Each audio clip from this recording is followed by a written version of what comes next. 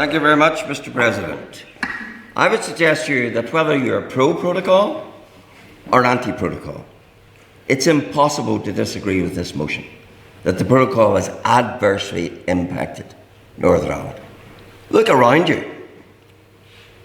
Economic blockades in terms of our free trade biggest partner, Stormont upended, and the unionist community alienated.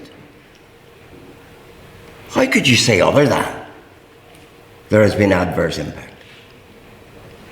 Diane has told us of the economic impacts, and they are dire, because GB is our biggest market. I want to focus to you, and yes, mine is an unapologetically unionist approach to this issue. I want to focus on the huge political and constitutional impacts of the protocol. And to me as a unionist, whether you like it or not, the essence of the offence of the protocol is the fact that it decrees and operates on the basis that GB is a foreign country. That when it comes to trade, because it is a third or a foreign country, we'll have to check its goods. So that you arrive at the situation that whether you're bringing goods from Bolivia or from Britain, it makes no difference, subject to the same imposition of customs checks. Yes, make it quick, please. Just on that point about divergence in treating GB and Northern Ireland as a different country, just to raise that up to 1972, the prior unionist government actually had in place that you needed work permits to come between GB and Northern Ireland. Well, if I could find some relevance in that, I'd answer it. But let's be very clear.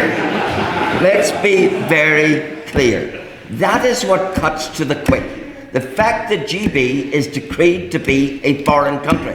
That is what makes the protocol unbearable for any unionist. And then when you add to that the fact that we are now governed by laws we don't make and can't change. It has been rightly estimated that up to 2/3 of the laws that govern our economy, that shape those things as how you manufacture goods, how you package them, how you sell them, how you trade them, that up to 2/3 of the laws that govern our economy are not made in Belfast, not made in London, but made in a foreign jurisdiction. Now, how can that be right? If you're a Democrat, the very essence of democracy is that you're governed by laws you make in your own country. I see some people down this side of the table tonight who pride themselves on their anti-colonialist history. I have to tell you, under this protocol, GB is now an EU colony. We are treated subject to laws we don't make, made by a foreign power. The new colonialists are sitting on my left. Those who think it's right, those who think it's critically important to govern a place by laws handed down from a foreign jurisdiction. Colonialists of 2022. They might laugh, but they laugh out of embarrassment, because it is the truth. Some of them call themselves, they even have democratic in their title, Social Democratic and Labour Party. And yet, they are those who say, we might want to be members of this assembly, but we want to tip our cap, we want to make ourselves beholden to a foreign power, so as we don't make our laws, we gratefully accept the crumbs that Brussels give us. We don't need to have law-making powers. We're quite happy, like the colonialists that we are, to accept the hand-downs from Brussels.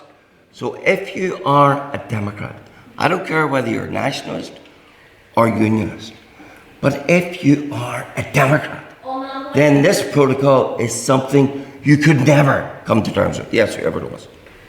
You're talking a lot about democracy. It's already been raised. Northern Ireland itself did not vote for Brexit, and actually a recent poll by Lucid found 55% of Northern Ireland's population are happy with protocol as managing Brexit. Now, I personally am involved in politics, and I was on the doors in the last election, and in unionist areas, I'm from there myself, the The main issue is Thank you. crisis, not voter Right, let's be very clear. I've heard it said here more than once today, Northern Ireland didn't vote for Brexit. That's right. But the question on the ballot was not, would you like Northern Ireland to stay or remain in the EU? The question on the ballot, being a national question, would you like the United Kingdom to stay or to leave? So the outcome was always to be a national outcome. You might as well come to me and say, oh, London voted to remain. So what? It was a national question. And the question certainly wasn't, do you want GB to leave and leave Northern Ireland as a colony behind? And that is the fundamental offence and obscenity of this protocol, that we are left as a colony of the EU, subject to the rules of someone else's single market, someone else's customs code, someone else's VAT regime. And here you gather today to vote in favour of that being a great thing. I do want to say to you, you'll come to the day of regretting the fact that you traded your democracy so cheaply to sell it out for what? The pottage of a protocol? Really? Anyone who's a Democrat needs to get hold of the fundamental realities. That either we believe in being governed by the laws we make in our own country, or we want to just merely be the subjects of foreign jurisdiction. I certainly do want to be. And you, by your vote today, will decide whether or not you're a colonialist or an anti-colonialist. Thank you.